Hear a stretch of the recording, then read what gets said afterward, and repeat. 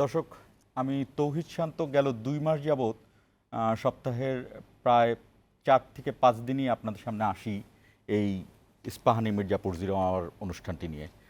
আর প্রথমেই এক ধরনের সূচনা দেই, কিন্তু একটি বিষয় আমার কাছে খুব অবাক লাগে যে আপনারা জানেন কখনো কখনো সূচনাই উপসংহারে উপনীত হয়।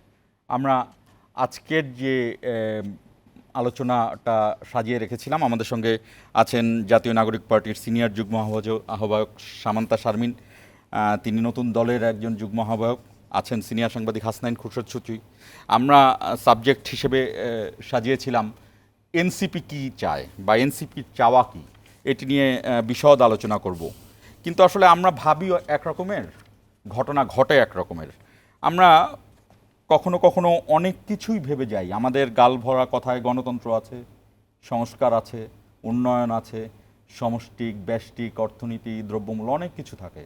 কিন্তু আমাদের আজকে নেই যেটি, সেটি হলো আসিয়া। আসিয়া হলো একটি শিশু, মানে একটি শিশু যার মৃত্যুর কারণটাও আসলে অদ্ভুত। মানে এইভাবে আসলে মৃত্যুর ঘটনা ঘটা উচিত নয়। আসিয়ার এখন শৈশব পার হচ্ছিল, শৈশবের আসিয়া। আমরা আসলে বিষয় দিয়ে কিভাবে বলবো, আমরা বিষয়টি শৈশবের আসিয়াই রেখেছি। বরাবরের মতো আজকে আমরা যে শিরোনামটি দেখি সেই শিরোনামটি দেখে আসবো। এরপর আসলে আলোচনা কি করব আমি জানি না দর্শক, তবে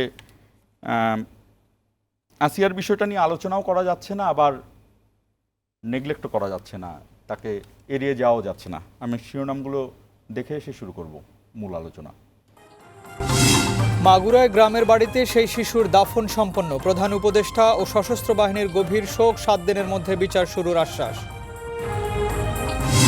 ৪ দিনের সফরে ঢাকায় জাতিসংঘ মহাসচিব। আগামীকাল লাখো রোহিঙ্গাকে নিয়ে কক্সবাজারে ইফতারে যোগ দেবেন অ্যান্তনিও গুতেরেস, ডক্টর ইউনুস। আরও ২ মাসের জন্য ম্যাজিস্ট্রেসি ক্ষমতা বাড়ল সশস্ত্র বাহিনীর। প্রধান উপদেষ্টার বাসভবন ও সচিবালয়ের আশপাশের সভা সমাবেশে ডিএমপির নিষেধাজ্ঞা। দুর্নীতির প্রমাণ মিললে তদন্ত ছাড়াই চাকরিচ্যুত এনবিআর চেয়ারম্যানের হুঁশিয়ারি। সালমান এফ রহমান সহ ১৯ জনের বিরুদ্ধে দুদকের আরও একটি মামলা। এবং সংবিধান সংস্কারে গণপরিষদ নির্বাচন জরুরি, বলছেন এনসিপি নেতারা। নির্বাচনের যত দেরি সংকটের ততই বৃদ্ধি, বললেন মির্জা আব্বাস।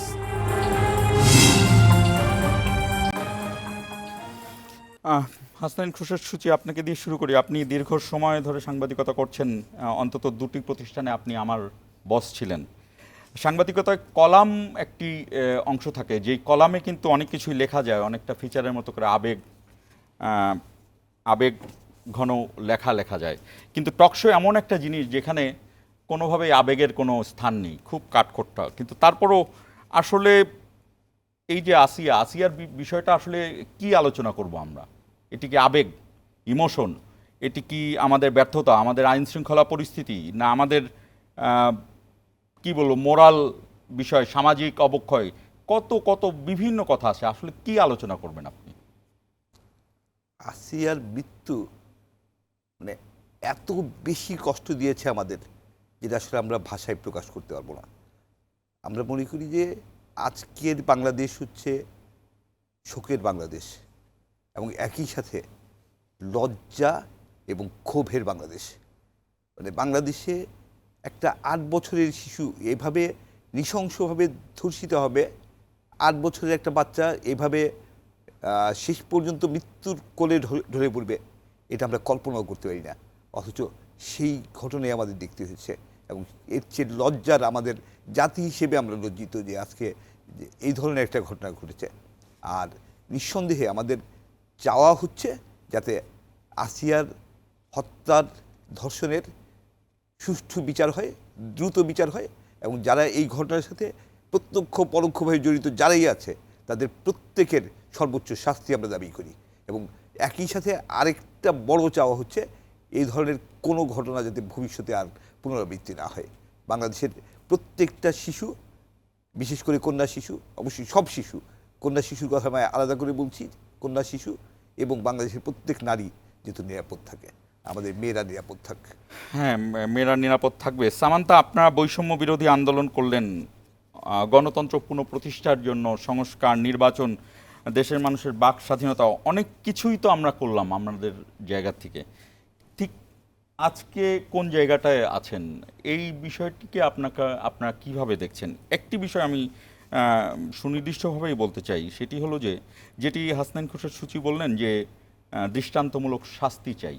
শাস্তি হলো 1 বছর, 1.5 বছর, 2 বছর, 3 বছর পরে হবে, এবং এই শাস্তিতে তাদের যদি ফাঁসিও হয়, তাদের যাবজ্জীবন কারাদণ্ডও হয়, ওই পরিবারের ওই 5 জন, 10 জন, 15 জন, 20 জন জানলো, কিন্তু কক্সবাজারের একটি বাচ্চা বা একটি পুরুষ কিভাবে জানবে? ঝিনাইদহের একটি পুরুষ কিভাবে জানবে?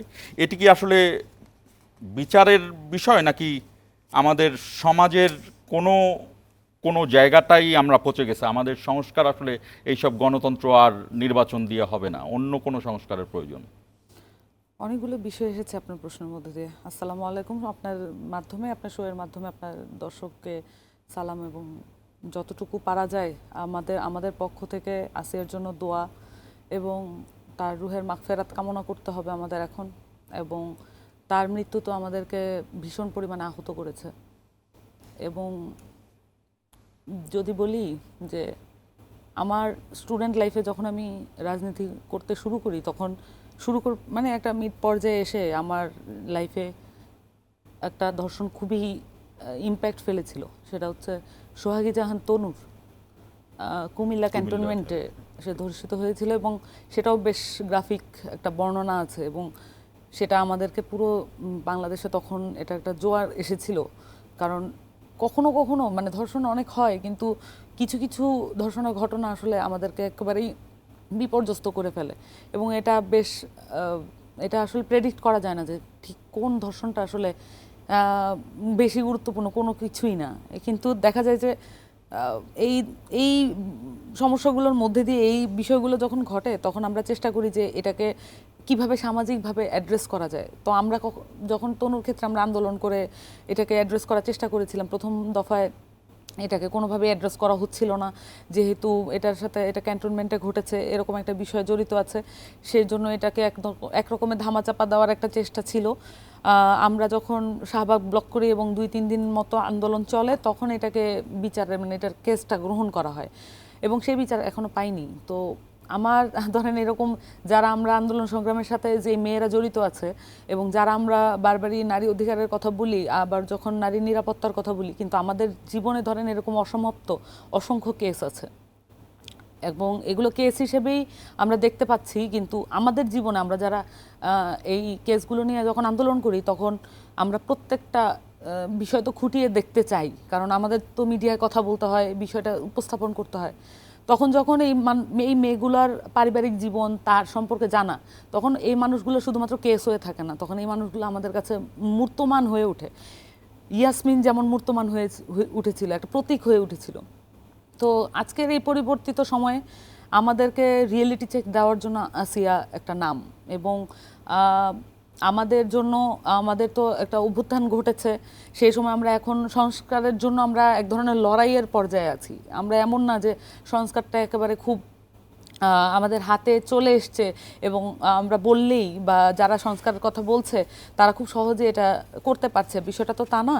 কিন্তু আসিয়ার এই ঘটনার মধ্যে দিয়ে আমরা আবারও পিছনের মানে যেই বিষয়গুলো নিয়ে আমরা একটু হয়তো আলাপ একটু কমে গিয়েছিল, নারীর নিরাপত্তা, নারীর নেতৃত্ব, এগুলো নিয়ে আলাপ চলমান ছিল, কিন্তু এই নারী দিবসটা মনে হয় যেন অন্য কোনো নারী দিবসের থেকে একটু আলাদা হয়ে গেল। একদম নারী দিবসের আগের রাতে এই বিষয়টা ধরনের কি একটা আরো ঘটনা। ভয়ঙ্কর না?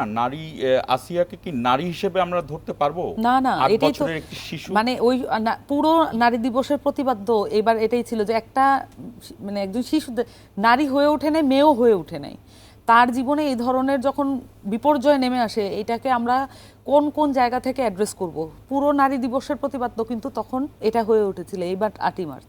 এবং আমরা পরে দেখলাম যে আসিয়া কি মানে কি ইমেন্স একটা ফাইট দিয়েছে, এবং 4বার সে হার্ট স্ট্রোক করেছে, তারপরও সে কন্টিনিউ করেছে লাইফ। এবং আমরা তার মধ্যে দিয়ে আমরা চাচ্ছিলাম যে আসিয়া এবার বেঁচে গিয়ে হয়তো আমাদেরকেও বাঁচিয়ে দিক, যে আমাদের যে একটা এক ধরনের গিলটি ফিল হচ্ছিল, এক ধরনের আফসোস হচ্ছিল, এই আফসোস থেকে আমাদেরকে বাঁচিয়ে দিক। কিন্তু আসিয়া আমাদের কাছ থেকে চলে গেছেন, কিন্তু আমাদের যে সংস্কারের আকাঙ্ক্ষা এবং আমাদের যে কাঠামোগত পরিবর্তনের কথা আমাদের আবারও বলতে হবে, কারণ আমরা ইমোশনালি খুবই খুবই ভঙ্গুর অবস্থায় আছি।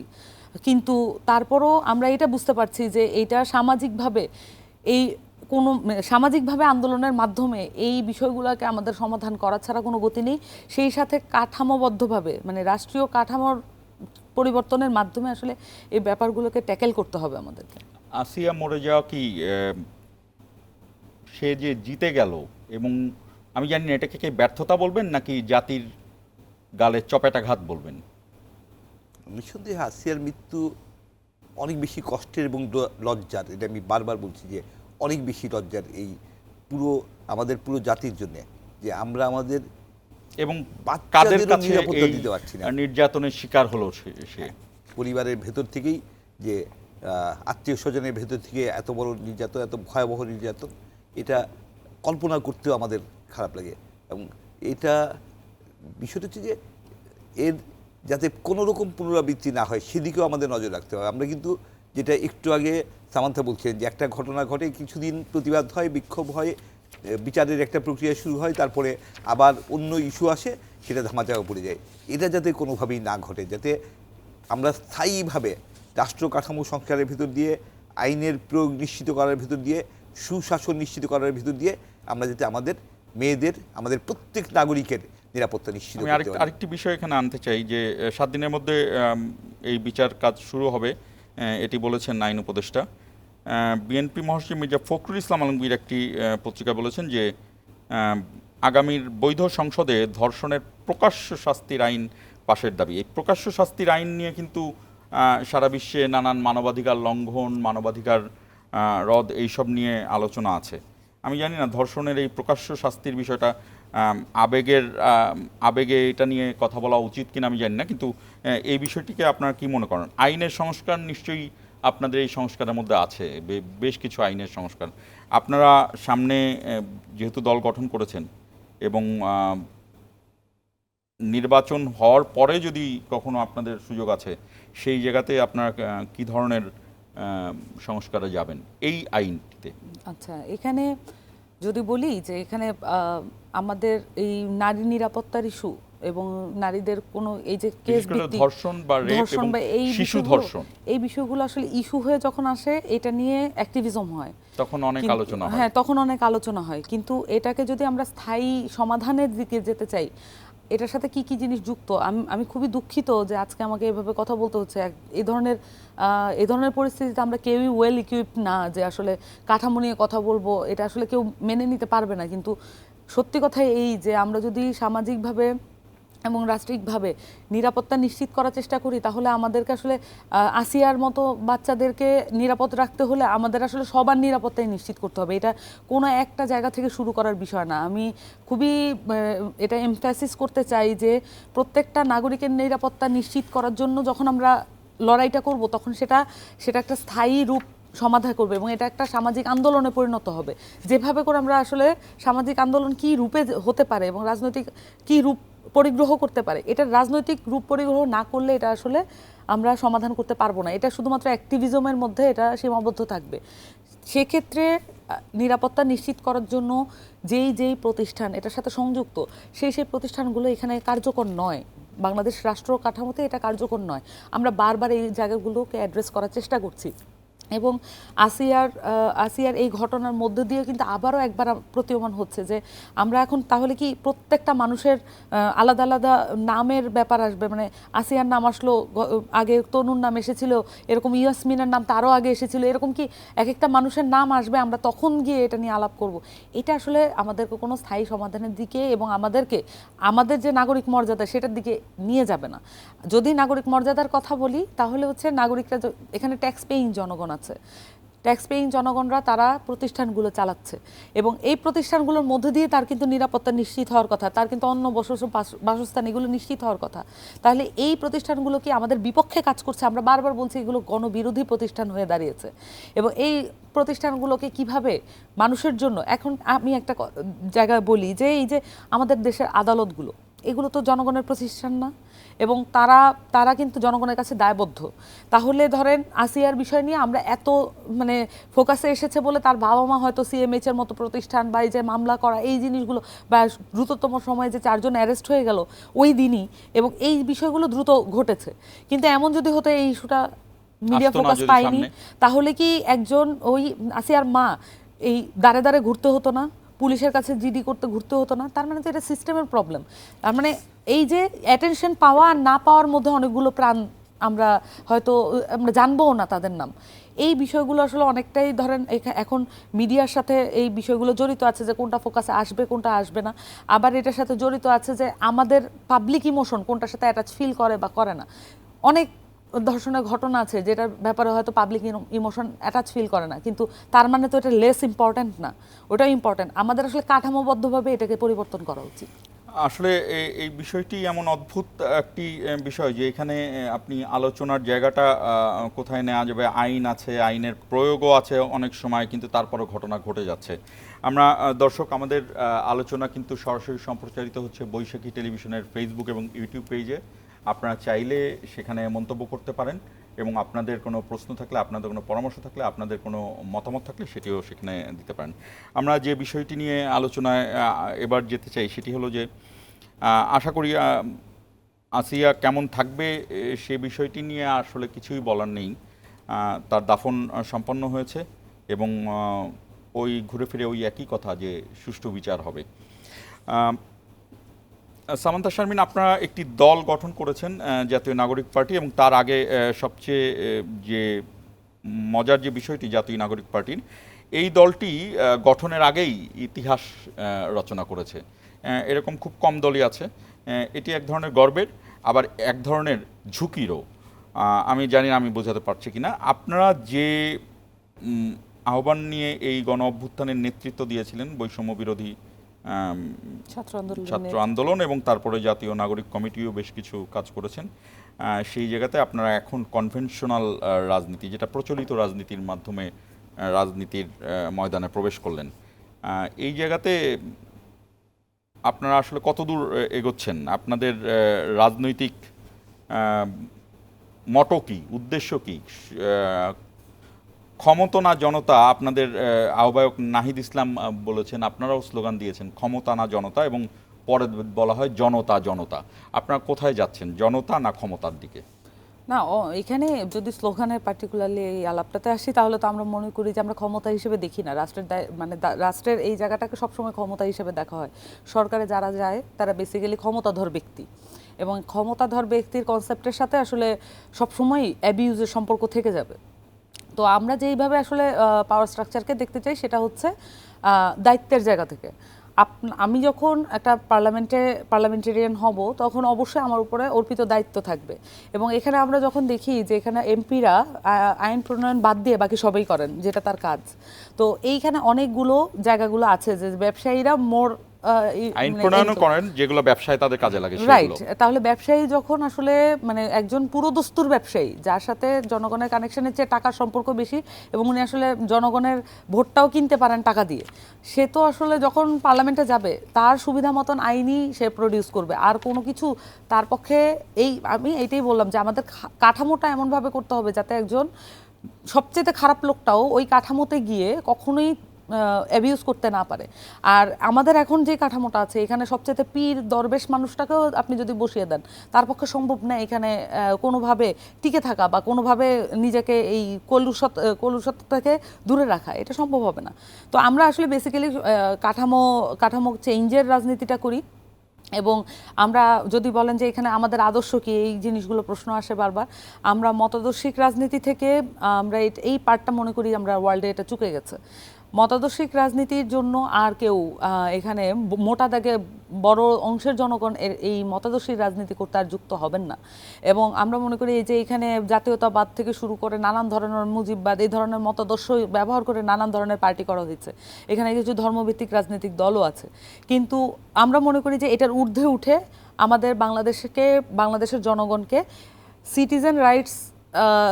সিটিজেন রাইটসের পলিটিক্সের দিকে আমাদেরকে নিয়ে যেতে হবে। তাতে করে যেটা হবে যে মতাদর্শের পলিটিক্সে এক ধরনের ফ্যানাটিসিজম আছে, কিন্তু আপনি যখন রাইট ভিত্তিক পলিটিক্স করেন, আপনি যখন ম্যানিফেস্টো ভিত্তিক পলিটিক্স করেন, তখন হচ্ছে আপনার সাথে দায়বদ্ধতার সম্পর্ক।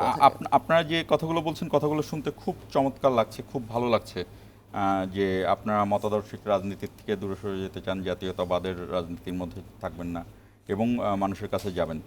আমি যেটি জানতে চাই আপনাদের টুলসটা কি। দেখুন, মানে চেয়েছিলাম যে এই বিষয়টা আনবো না, তারপরেও যেই দেশের একজন নাগরিক শিশুর বয়সে একটি মেয়েকে ধর্ষণ করে ফেলে, সেই নাগরিককে আপনি কি বোঝাবেন? এই টুলসটা কি আপনার, যে মতাদর্শিক রাজনীতি বাদ এখন আমরা সামনে এগোবো, আমরা কিভাবে, ধরেন আপনাদের দ্বিতীয় রিপাবলিক, সেকেন্ড রিপাবলিক, ধরুন আপনারা পৃথিবী এখন এক, পৃথিবীর এখানে মতাদর্শের কোনো কিছু নাই, মানুষই এক জাতি, এই জিনিসগুলো কিভাবে বোঝাবেন? আপনাদের টুলসটা কি? দেখুন, এবং আপনাদের প্রতিপক্ষ বিএনপি, জামাত ইসলামী এবং অন্যান্য ইসলামিক দল আপনি বলেছেন, এই দলগুলো কিন্তু সেই কনভেনশনাল রাজনীতিই করছে, সেখানে আপনার টুলসটা কি? না, আপনি প্রথমে বলেছিলেন যে আমরা প্রচলিত রাজনীতির ধারায় প্রবেশ করেছি। আমরা আসলে প্রচলিত রাজনীতির ধারায় প্রবেশ করি নাই বলেই আমাদের এখনো পর্যন্ত এটা মনে করি আমরা। কারণ কনভেনশনাল রাজনীতিতে যেটা হয় যে কমিটমেন্টের একটা ঘাটতি থাকে, এবং এটার একটা যথাযথ কারণ আছে। কারণ ইলেকটোরাল পলিটিক্সে বাংলাদেশের যে সিস্টেম, এই সিস্টেম অনুযায়ী আপনি যখন ইলেকটোরাল পলিটিক্সে ইনভলভ হবেন, তখন হচ্ছে মরাল গ্রাউন্ড ধরে রাখা এবং দায়িত্বের জায়গাগুলো ধরে রাখা বেশ কঠিন। এবং আমাদের জায়গা থেকে আমরা কোন জায়গাগুলোকে ফোকাস করব আপনি সেটা জানতে চেয়েছেন। আমাদের জায়গা থেকে আমরা মনে করি যে আমরা অভ্যুত্থানের যেই দায়টা আছে সেটা কাউকে না কাউকে বহন করতে হবে। এবং এখানে এই পরিমাণ আহত এবং শহীদ, এটা তো ৭১-এর পরে আর কখনো ঘটেনি বাংলাদেশে। তাহলে এটা একটা ম্যাগনিফিসেন্ট চেঞ্জ আনতে হবে বাংলাদেশে। আপনি যখন বলছেন যে একটা প্রত্যন্ত, আপনার বেসিক কোশ্চেনটা হচ্ছে আপনি প্রান্তিক একটা লোককে কিভাবে বুঝাবেন সেকেন্ড রিপাবলিক। কিন্তু আমাদের ইলেকট্রাল ভোটের কথাই আপনি বলছেন, কিন্তু আমাদের কথা হচ্ছে যে প্রত্যেকটা বিষয়কে সহজ করে বোঝানোই কিন্তু একটা পলিটিশিয়ানের দায়িত্ব। এবং সেই দায়িত্বটা এতদিন প্রয়োজন হয়নি, কারণ টাকা দিয়ে তো ভোট কেনা যায়।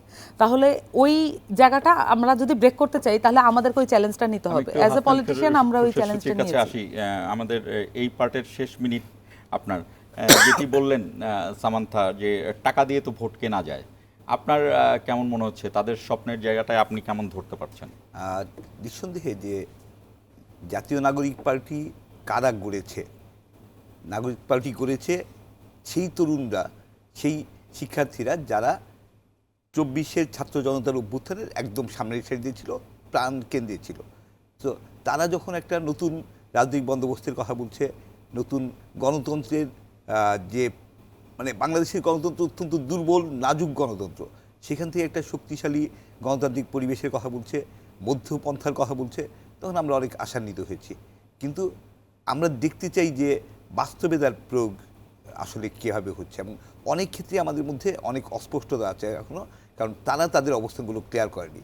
যেমন একটু আগে সামান্থা যে কথাগুলো বলছিলেন যে মতাদর্শিক রাজনীতি বাদ, মতাদর্শ বলতে আসলে কি বোঝাতে যাচ্ছেন আমার কাছে এখনো স্পষ্ট না। মানে জাতীয়তাবাদ এখন মতাদর্শটাকে মনে হয় যে একটা জাতিকে আরেকটা জাতি দমিয়ে রাখা, না সেটা না। আমি যেটা বলতে যাচ্ছি সেটা হচ্ছে যে গণতন্ত্র তো বাস্তবতা, আমাদের গণতন্ত্র অনেক দুর্বল, অনেক নাজুক, কিন্তু এখন পর্যন্ত পৃথিবীতে গণতন্ত্রের বিকল্প কিছু আসলে আমরা দেখছি না। আমরা একটা গণতান্ত্রিক সমাজ চাই, এবং গণতান্ত্রিক সমাজের গণতন্ত্রকে কি এনসিপি অস্বীকার করে? তা হয়তো করে না। জাতীয়তাবাদ বাস্তবতা, যে রাষ্ট্র বা জাতি হিসেবে আমরা আমাদের জাতীয়তা নিয়েই আমরা সামনে এগিয়ে যাব, আমাদের জাতীয়তা বাংলাদেশি জাতীয়তা, বাংলাদেশি জাতীয়তাবাদ, সেই জায়গাটা কি আমরা অস্বীকার করছি বা না এনসিপি অস্বীকার করছে? এই জায়গাগুলিতে আসলে মতাদর্শ বলতে আসলে কোন মতাদর্শকে বাতিল করার বা মানে প্রত্যাখ্যান করার কথা বলছে, সেই জায়গাগুলিতে অস্পষ্টতা আছে। সো এনসিপি খুব স্পষ্ট করে তার অবস্থান, প্রত্যেকটা বিষয়ে তার অবস্থান স্পষ্ট করবে, যাতে আমরা যারা সাধারণ নাগরিক আমরা বুঝতে পারি যে আসলে তারা কী চাচ্ছেন। যেমন আমি এই জায়গাটাতে একটু আগে সেকেন্ড রিপাবলিকের কথা ছিল, সেকেন্ড রিপাবলিক বিষয়টা কী আসলে? সেকেন্ড রিপাবলিক ইয়েস ফরাসি বিপ্লব থেকে এসছে, সেই জায়গাটা সাধারণ মানুষ, মানে আমাদের বাংলাদেশের যে সাধারণ মানুষ, খুব বাস্তবতা হচ্ছে যে আমাদের মানুষের সেই পর্যায়ের সচেতনতা। আমরা যদি ছোট্ট একটু বিরতি নিয়ে আসি, আমাদের বিরতির পরে আলোচনা। ইস্পাহানী মির্জাপুর 01 ছোট্ট একটি বিরতি। দর্শক, আমাদের আলোচনাটি বৈশাখী টেলিভিশনের ফেসবুক এবং ইউটিউব পেজে সরাসরি সম্প্রচারিত হচ্ছে। আপনারা সেখানে কমেন্টে আপনাদের মতামত জানাতে পারেন।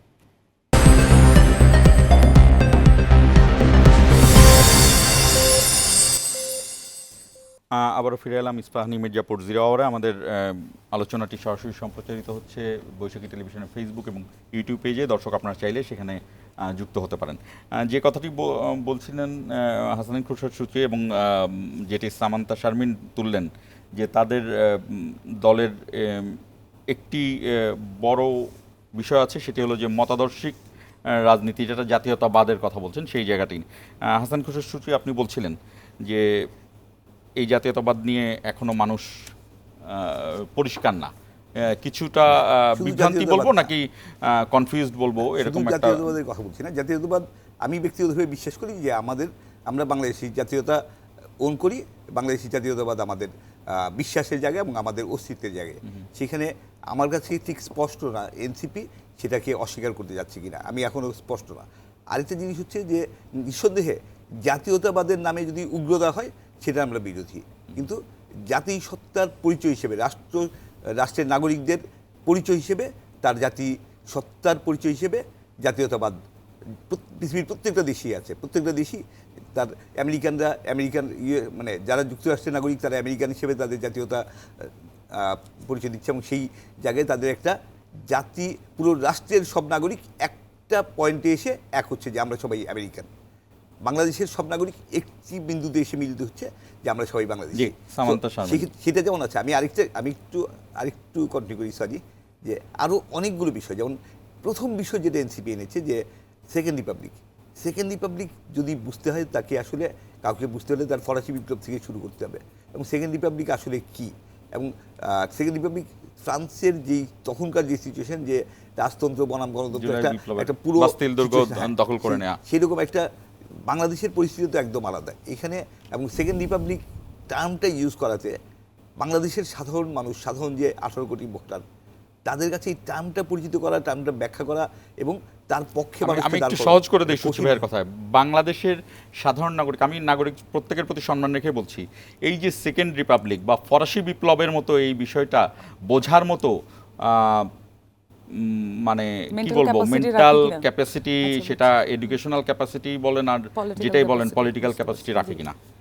দেখেন, আমি হতাশার জন্য বলছি না, যে কেউ না শুরু করলে কিভাবে হবে, কিন্তু তারপরেও আপনারা বলছি, যখন আমরা বাংলাদেশি লিখি, বাংলাদেশে আমরা কোথায় লিখি? বাংলাদেশ হচ্ছে একটা স্টেট, যে স্টেটটা আমরা 71-এর পরে আমরা একটা সীমানা স্বাধীন করেছি। এই সীমানার মধ্যেকার অংশটার নাম বাংলাদেশ, আর এই সীমানার বাইরে নানান ধরনের দেশ, সিটিজেনশিপ আমাদের। এই যে সীমানাটা, এই সীমানাটাকুই বাংলাদেশ, আর এই সীমানার মধ্যে যারা থাকবে তারা হচ্ছে বাংলাদেশি। এই তো, তাহলে এটা হচ্ছে জাতীয়তা, এটাকে বলে ন্যাশনালিটি। আর যখন আপনি জাতীয়তাবাদ বলতেছেন তখন হচ্ছে এটা একটা মতাদর্শ, ইজম। তার মানে হচ্ছে জাতীয়তাবাদ, আমরা যখন ফর্ম পূরণ করি, যখন আমরা বাংলাদেশি লিখি, কারো বাংলাদেশি লিখতে অসুবিধা নাই, কেউই আজ পর্যন্ত আপত্তি করে নাই ফর্মের মধ্যে আমি বাংলাদেশি লিখতে চাই না। এটা যদি কেউ জাতীয়তাবাদের বিপক্ষেও থাকে তারপরও সে বাংলাদেশি লিখতে তার কোনো অসুবিধা হবে না, কারণ এটা তো জাতীয়তা, তার কান্ট্রিটা কি এটা জানতে চাওয়া হচ্ছে। কিন্তু যখন জাতীয়তাবাদ হয় তখন হচ্ছে এই বাদকে প্রমোট করার, প্রিচ করার ব্যাপার থাকে। যে কোনো বাদের ব্যাপারে আপনি দেখবেন, যে কোনো মতাদর্শের ক্ষেত্রে এটাকে ছড়ানোর এবং এটাকে প্রিচ করার এবং এটার মধ্যে আরও মানুষকে কীভাবে যুক্ত করা যায় এটার একটা ব্যাপার থাকে। এবং কোনো কোনো ক্ষেত্রে, যেটা আমাদের পূর্ববর্তী রাজনৈতিক এবং আমাদের হিস্ট্রির অভিজ্ঞতা বলে, বাদ মানে হচ্ছে আপনাকে কোনো না কোনো পর্যায়ে গিয়ে চাপিয়ে দিতে হবে কারো না কারোর উপরে, কারণ ওই পার্টিকুলার লোক আপনার মতাদর্শের প্রেসক্রাইব নাই করতে পারে, তার ব্যক্তি স্বাধীনতা, তার বাক স্বাধীনতার ব্যাপার। আপনার মতাদর্শের ব্যাপারে যদি সে কনভিন্স না হয়, তাহলে আপনি তাকে কনভিন্স করতে পারেন মুখে বলে, কিন্তু যদি এমন হয় আগ্রাসন আকারে আসে, যেমন আমি যদি বলি যে বাংলাদেশি জাতীয়তাবাদ এটা হচ্ছে সর্বোচ্চ, তাহলে কি আমাকে এখন পাশের দেশ দখল করতে যেতে হবে না? কারণ বাংলাদেশে আমি তো চাইবই যে জাতীয়তাবাদ আমার যেটা আছে সেটা আরও বেশি ছড়িয়ে যাক। তাহলে আমরা যেটা বলছি, জাতীয়তা আর জাতীয়তাবাদকে গুলিয়ে ফেলার কোনো সুযোগ নেই। আমরা বাংলাদেশি হিসেবে পরিচিত কারণ আমাদের একটা স্টেট আছে, আমাদের একটা সীমানা আছে, এটা একটা লেজিসলেটিভ এবং একটা ফর্মাল বিষয়। এটাকে মতাদর্শের সাথে গুলিয়ে ফেলার প্রয়োজন নেই। মতাদর্শ হচ্ছে এমন একটা বিষয় যেটাকে প্রেসক্রাইব করার জন্য আপনি নিজে প্রেসক্রাইব করবেন, সেটাকে আপনি চর্চা করবেন, সেটাকে থিওরাইজ করবেন এবং আরও মানুষকে যুক্ত করার জন্য আপনি এটাকে আরও বিস্তৃতি ঘটাবেন। তো এটা হচ্ছে গেল। আর সেকেন্ড রিপাবলিক যে ইস্যুটা আসছে, দেখেন এখানে আমাদের তো নানান ধরনের মানুষ আছে আমাদের সোসাইটিতে, আমাদের রাষ্ট্রিক কাঠামোতে। আমরা অনেক ধরনের, কিছু মানুষ তাত্ত্বিক, কিছু মানুষ হচ্ছে সাধারণ, কিছু মানুষ হচ্ছে এর মাঝামাঝি। আমাদের সেকেন্ড রিপাবলিক আমরা কেন বলছি? সহজ কথায় এটা খুব সহজ বিষয়টা হচ্ছে এই অভ্যুত্থানের মধ্য দিয়ে বাংলাদেশের মানুষের একটি রাজনৈতিক উত্তরণ ঘটেছে। এটা একটা স্টেপ আপ এবং এইটা আমরা আগেরটা পিছনে ফেলে এসেছি। যখন আমরা বলছি নতুন রাজনৈতিক বন্দোবস্ত আমরা করব, সেটা তো হয়নি। তার মানে এটা আমরা করব, এটা ভবিষ্যতের রূপকল্প। তাহলে এই রাষ্ট্রকল্পকে আমরা যদি একনলেজ করতে চাই, তাহলে আমরা কি করে এসেছি সেটা যদি আমরা স্বীকার না করি, তাহলে তো আমরা নেক্সট স্টেপে যেতে পারছি না। আমাদের অভ্যুত্থান এইটা আমরা বলছি যে আমাদের এই যে তরুণ জনগোষ্ঠীর এই উত্থান, এটা হচ্ছে বাংলাদেশকে একটা নতুন রাজনৈতিক পর্যায়ে নিয়ে যাওয়ার জন্য এই উত্থান ঘটেছে। যে যা কিছু আমাদের সাথে প্রতারণা হয়েছে, যা কিছু আমাদের সাথে জুলুম হয়েছে, এটা আমরা কখনোই আর করতে দিব না, এবং স্টেট মেকানিজম ইউজ করে যেটা হয়েছে সেটা আর কখনোই আমরা করতে দিব না। তাহলে এই যে উত্তরণ, এটাকে আমরা সেকেন্ড রিপাবলিক বলেছি। এখন আপনি প্রশ্ন করতে পারেন যে এই সেকেন্ড রিপাবলিক আপনি কি জনসাধারণকে বুঝাতে পারবেন? না, প্রয়োজন নেই। কারণ এই সেকেন্ড রিপাবলিকের মধ্য দিয়ে, এই রাজনৈতিক উত্তরণের মধ্য দিয়ে তার জীবনে কি কি পরিবর্তন ঘটতে পারে সেই সম্ভাবনা নিয়ে আমরা আলাপ যখন করব, সেটার সাথে সে এঙ্গেজ হবে। তার প্রয়োজন নাই, মানে আমরা তো আল্লাহ কাউকে এমন কোনো বার্ডেন দেয় না যেটা সে সহ্য করতে পারবেন না, আমরাও সেই বার্ডেন দিতে চাই না। যে যেই মাত্রায় ওয়াকিবহাল বুঝতে পারেন, তার সাথে সেই মাত্রায় কানেক্টিভিটি করা হবে। আচ্ছা, আপনারা আগে ফল খাওয়াবেন, পরে ফলের গুণাগুণটা মানে রোগী বুঝতে পারবে বা মানুষ বুঝতে পারবে। হাসান খুরশেদ সূচি, আপনি নিশ্চয়ই বুঝতে পারছেন, আপনার কোনো প্রশ্ন আছে কিনা এই নিয়ে? আমি একটা জিনিস একটু বলতে চাই, সেটা হচ্ছে যে গণতন্ত্রে তো আপনারাও বিশ্বাস করেন, আমরা সবাই বিশ্বাস করি, গণতন্ত্র চাই আমরা। গণতন্ত্রে নির্বাচন অনিবার্য, নির্বাচন ছাড়া ক্ষমতা পরিবর্তনের ক্ষমতার মানে এখন পর্যন্ত সর্বোৎকৃষ্ট পন্থা। এখন পর্যন্ত এটাই বিশ্বব্যাপী একটাই এখন পর্যন্ত, যদিও গণতন্ত্রের অনেক দুর্বলতা আছে, কিন্তু গণতন্ত্র ছাড়া অন্য কোনো বিকল্প পথও আমাদের সামনে নেই। গণতন্ত্রে যেটা কালচার, সেটা হচ্ছে যে আমরা প্রত্যেকটা রাজনৈতিক দল থাকবে, তাদের নিজস্ব মত, নিজস্ব আদর্শ থাকবে, নিজস্ব এজেন্ডা থাকবে। সেই এজেন্ডা নিয়ে নির্বাচনের সময় তারা মানুষের কাছে যাবে, মানুষকে কনভিন্স করবে। মানুষ যদি সেই মতের পক্ষে যায়, সেই আদর্শের পক্ষে যায়, মানুষ তার পক্ষে ভোট দেবে। ভোট দিলে তারা ক্ষমতায় গিয়ে নির্বাচিত হয়ে রাষ্ট্র পরিচালনার দায়িত্ব নিয়ে সেই আদর্শ বাস্তবায়ন করবে। আপনাদের যে কর্মসূচি, এখন আসলে সেই ধরনের স্পষ্ট কর্মসূচি বা আমরা পাইনি এখনো। তো আপনারা যে আদর্শ বা লক্ষ্যের কথা বলছেন, যে সেকেন্ড রিপাবলিক করবেন বা অন্যান্য লক্ষ্য উদ্দেশ্যগুলো যা বলছেন, সেগুলো নিয়ে স্বাভাবিকভাবে আমরা যেটা আশা করেছিলাম যে গণতান্ত্রিক ব্যবস্থা আপনারা জনগণের কাছে যাবেন, একটি রাজনৈতিক দল হিসেবে জনগণের কাছে যাবেন, এবং সামনে সংসদ নির্বাচন হবে। সংসদ নির্বাচনে মানুষ যদি আপনাদের নির্বাচিত করে, আপনাদের আদর্শ উদ্দেশ্য লক্ষ্যের সাথে একমত হয়, মানুষ স্বাভাবিকভাবে আপনাদের ভোট দিয়ে নির্বাচিত করবে, আপনার ক্ষমতায় বা রাষ্ট্র পরিচালনার দায়িত্ব নিয়ে আপনারা সেটা বাস্তবায়ন করবেন। এটাই তো স্বাভাবিক পন্থা। তো এর আগেই কি এটা বাস্তবায়ন করা সম্ভব? যে নির্বাচন ছাড়া বা নির্বাচনের মাধ্যমেই তো করতে হবে, এবং সেই মানুষের কাছে গিয়ে মানুষকে কনভিন্স করেই, মানুষ যদি কনভিন্স হয় তখনই মানুষ আসলে আমি আদর্শ দেশের পক্ষে ভোট দেবে। সামান্তার উত্তরটি নিব, স্কোপ থাকবে তবে না। তার আগে ছোট্ট একটি বিরতি নিতে চাই। বিরতি থেকে ফিরে আবারও আলোচনা আসবো।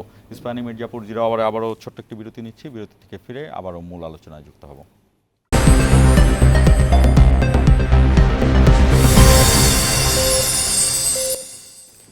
আবার স্বাগত ইস্পাহানী মির্জাপুর জিরো আওয়ারে।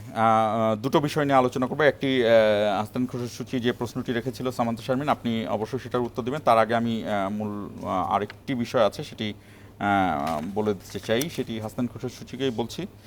সামান্তা শারমিন, আপনারও নিশ্চয়ই মনে আছে যে 3 বছর, প্রায় 2.5 বছর 3 বছর চেষ্টা করে রোহিঙ্গারা আসার পরে জাতিসংঘের মহাসচিবকে আনতে পেরেছিল গেল সরকার, এবং তাদের এক ধরনের আশা ছিল নোবেল প্রাপ্তি এবং অনেক কিছু। এবং ওই সময় 1.5-2 মাস ধরে ওই সময় বাংলাদেশের সকল মিডিয়া হেন রিপোর্ট নেই যেখানে সবচেয়ে বেশি গ্লোরিফাই করা হয়েছে সেই সরকার এবং সরকারের প্রধানকে। ঠিক 7 মাসের মাথায় ডক্টর ইউনূসের নেতৃত্বে আসার পরে এই অ্যান্থনিও গুতেরেস আসছেন।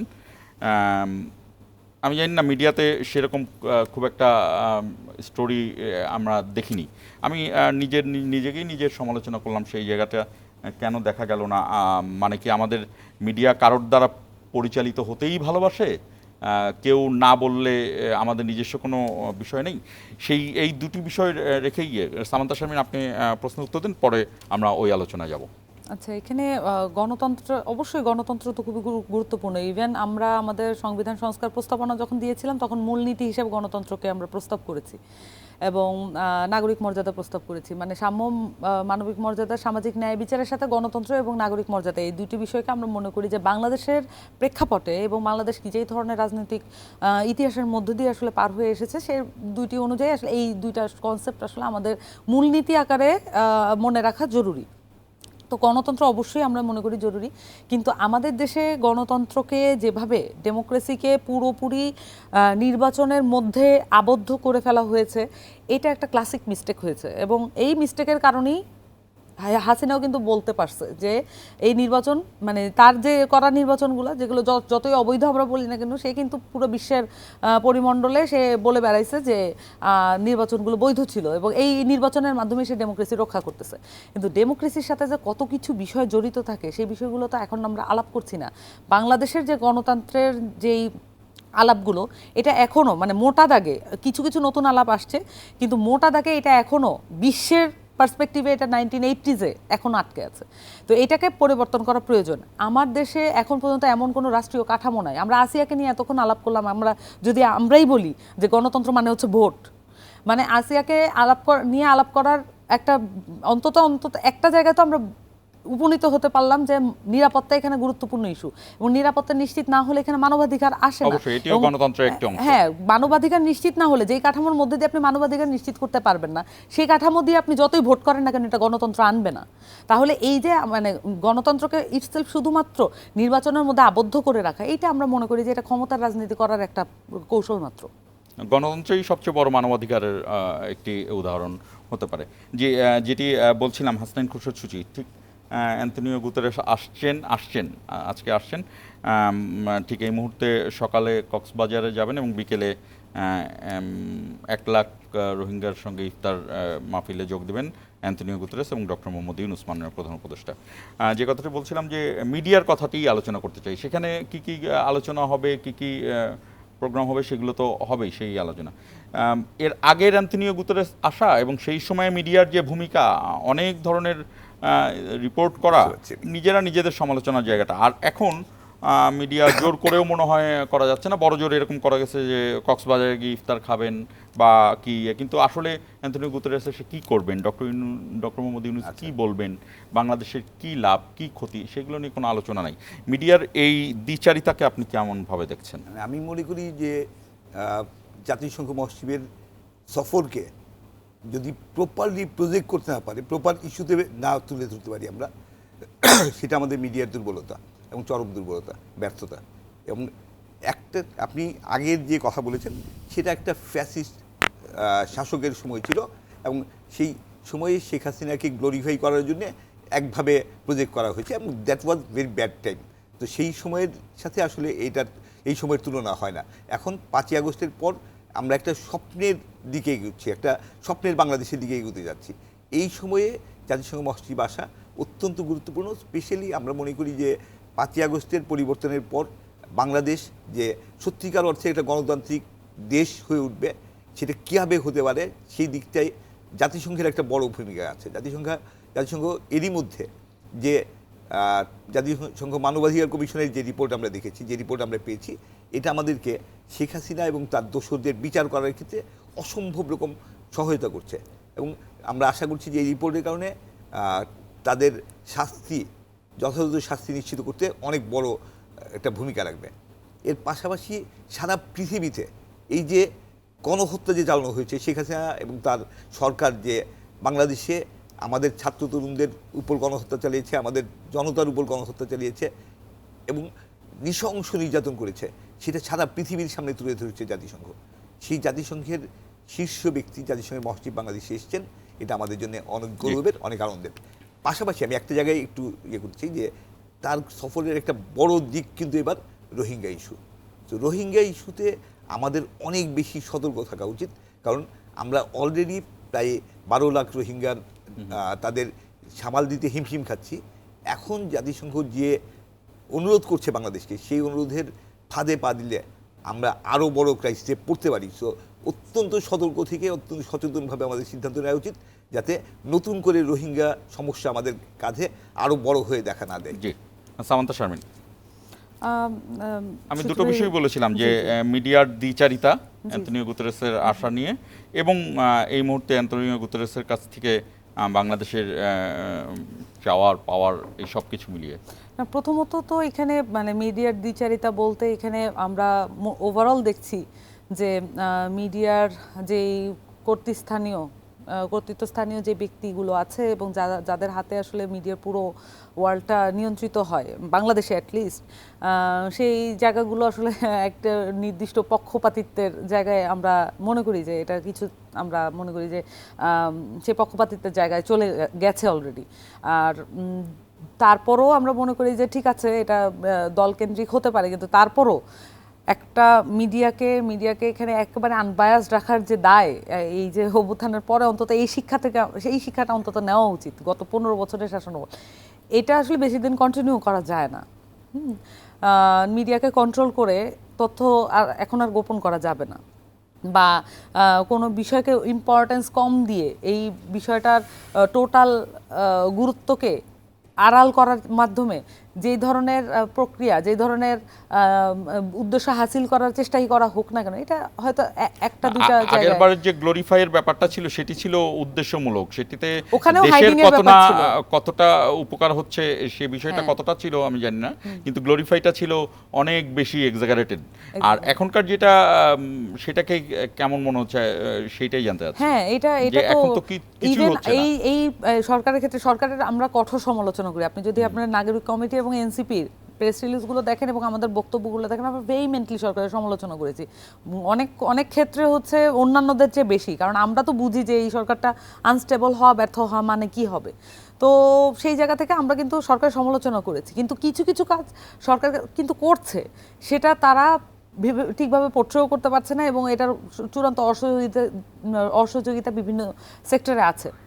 এটা আসলে বন্ধ হওয়া প্রয়োজন, কারণ এই সরকারটা কিন্তু শুধুমাত্র ছাত্রদের সরকার এভাবে করে ট্রিট করলে হবে না। এখানে সকলের রিপ্রেজেন্টেটিভ আছে। এখন আমরা অনেক কিছু বলতে চাই না, এখানে সবারই রিপ্রেজেন্টেটিভ আছে, সকলেরই এখানে সমান স্টেক আছে। যেভাবে আসলে পোট্রে করা হয় এটা শুধুমাত্র ছাত্রদের সরকার, তার মানে হচ্ছে এখানে কিছু হচ্ছে মানে ছাত্রদের দোষ। এটা খুবই এটার বেশি দিন করে লাভ হবে না।